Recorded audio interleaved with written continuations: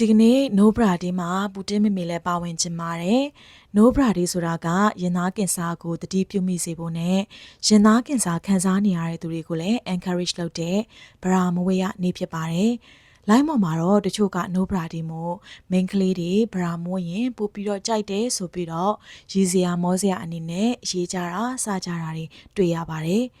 ဒီ post ကတော့ဘဝတူကင်ဆာဝေဒနာရှင်တွေကိုလည်းအားပေးရင်ကိုလည်းချီကျူးရင်းနဲ့ပြီးတော့ဒီလိုမျိုးဟာတာလုပ်ပြီးရေးကြတဲ့သူတွေကိုလည်း request လုပ်ချင်တာလည်းပါပါတယ်။ကင်ဆာဆိုတဲ့အတိုင်းပဲစိတ်ရောလူရောပင်ပန်းနာကျင်ရတာမို့ကင်ဆာဝေဒနာရှင်တွေနဲ့မိသားစုဝင်တွေမှာဟာတာလိုမျိုးလိုက်ပြီးတော့မရီမောနိုင်ပဲနဲ့ပို့ပြီးတော့နာကျင်ခံစားရပါတယ်။ No Brady လှုပ်ရှားမှုအပါအဝင်ကင်ဆာဆိုတာကဟာတာလှုပ်စရာလှောင်ပြောင်စရာမဟုတ်တာမို့လှောင်ပြောင်ရီမောမစနောက်ကြဖို့အတွက်အနှုတ်အညွတ် request လုပ်ပါတယ်။ပူတင်မေမေကတော့ကံကောင်းစွာနဲ့ပဲကင်ဆာကိုကုသပြီးတော့9 နှစ်ကျော်ပြီးဆေးတွေလည်းရက်လို့ရပြီးတော့ပုံမှန် medical check up လုပ်ရင်းနဲ့တာမန်လူတွေလိုပဲနေထိုင်နိုင်ခဲ့ပါပြီ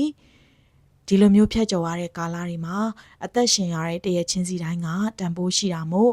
အဲ့ဒီတရက်ချင်းစီတိုင်းမှာချစ်ရတဲ့သူတွေတယောက်ချင်းစီနဲ့စိတ်ချမ်းသာစွာနေထိုင်နိုင်ဖို့ကိုဖြတ်တန်းခဲ့သမျှကိုနောင်တမရဖို့အတွက်ကအရေးကြီးတယ်ဆိုတာကိုတည်တည်ချာချာသိခဲ့ရတဲ့နေ့တွေလည်းဖြစ်ပါတယ်။ဒီလိုမျိုးဖြတ်ကျော်ဖို့စိတ်ခွန်အားပေးခဲ့ကြတဲ့အရင်နှီးဆုံးတငယ်ချင်းတွေလှုပ်ဖို့ကင်ဘက်တွေမိသားစုဝင်တွေရဲ့ကျေးဇူးတွေကိုလည်းအခါခါပဲအောက်မေ့ရပါတယ်။ပူတင်မေမေကလူကတော့ကြမ်းပါပြီမဲ့စိတ်တရားတွေကကြံသေးတာမို့ယောဂအကြောင်းတွေကိုဆွေးနွေးတာအသေးစိတ်မေးမြန်းတာတွေကိုမလုပ်ဘဲ